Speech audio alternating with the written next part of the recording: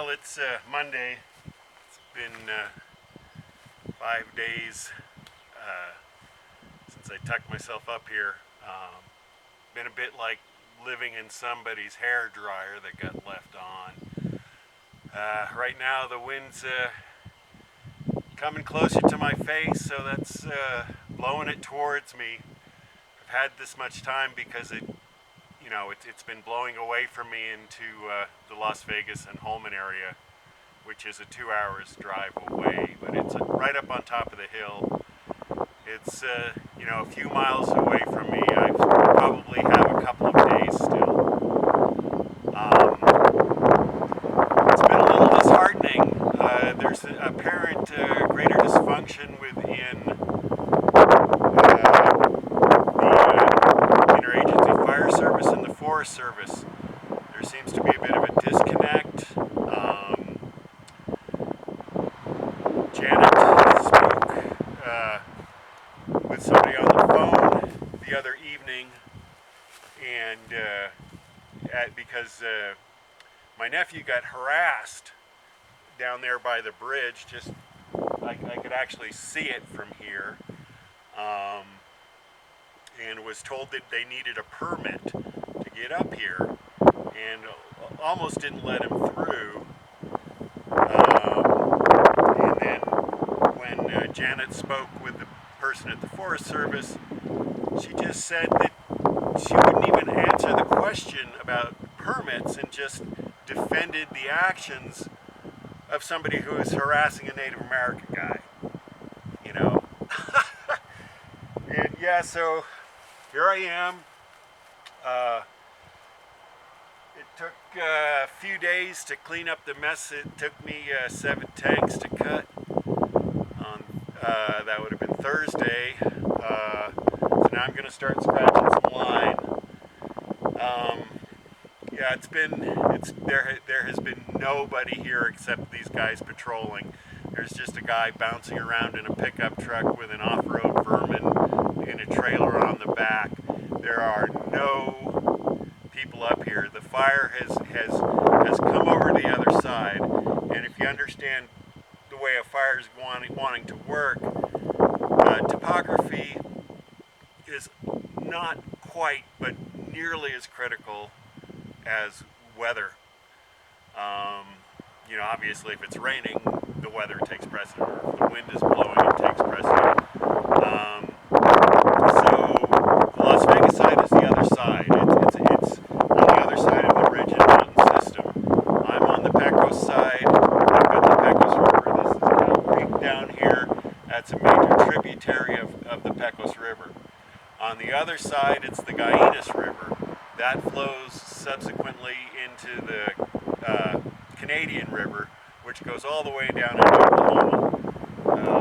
This system goes into the Pecos. The Cow Creek goes into the Pecos goes into the Rio Grande goes into the Gulf of Mexico, of course. So, we've got this ridge and divide system. It's harder for a fire to come downhill because heat rises. So it's been what we call a backing fire this whole time because it has the energy and the heat to go against the wind and against the slope and topography and come towards me. So I've had these days. But during these days, it popped up on the ridge, and what we have this skyline trail, which is exactly what it sounds. It basically follows the ridge for miles and miles and miles from Boreas Peak, which is not in the wilderness area, and into the wilderness area. It peaked not in the wilderness area. In the wilderness area, they have the ability to get a lot of assets in there, to get a lot of equipment, machinery, chainsaws, etc., which is not allowed and not accessible in the wilderness. They haven't got diddly up here. All they've had is this guy harassing people. So it's been left to us on our own. I understand that, in so far as ever since we were raided, they have slashed the budget continuously for the Forest Service. Pecos Ranger District used to have 10, 20, 30 people on staff at this time of year. Now that they're running around, I don't know what it is or why we have been so starved of help. So here I am. I'm going to scratch some line.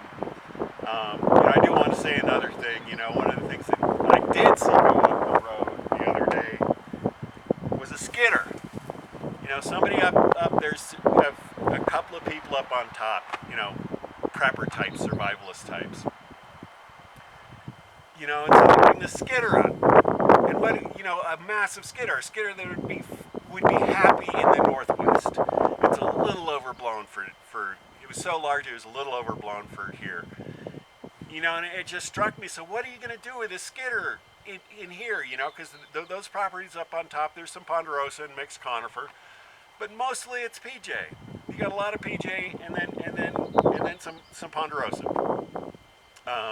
maybe a fir or two. Nothing that you're going to want this big thing for unless you're going to clear a massive thing. And the thing is, since I was 16, I came here, I wanted to live in the forest.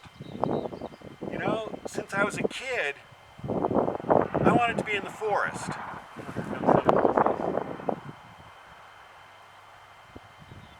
Just a local guy.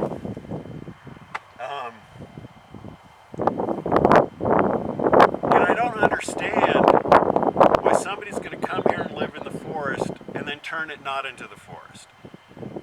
Wipe out all the trees and surround yourself with a soil structure that cannot function because its existence has been so disturbed that it's not going to function.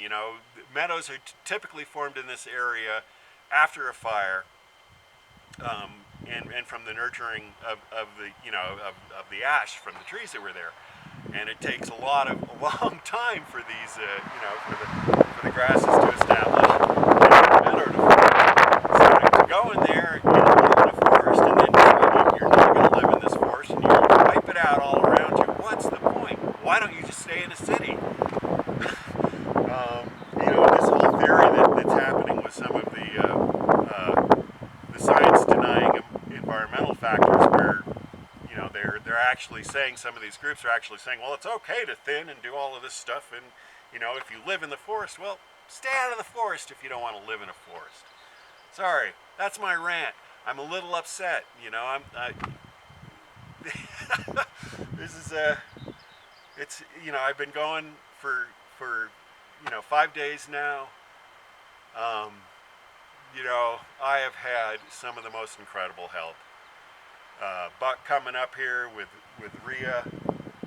I mean, that guy's a hero. And Janet and Peter, and Janet, my God, 61 years old, and she's been dragon slashed like she was a 22-year-old. And we've got good progress. If it remains as a backing fire, I very well might be okay. If it ends up flanking around the canyon, I'm toast, and I've always known that.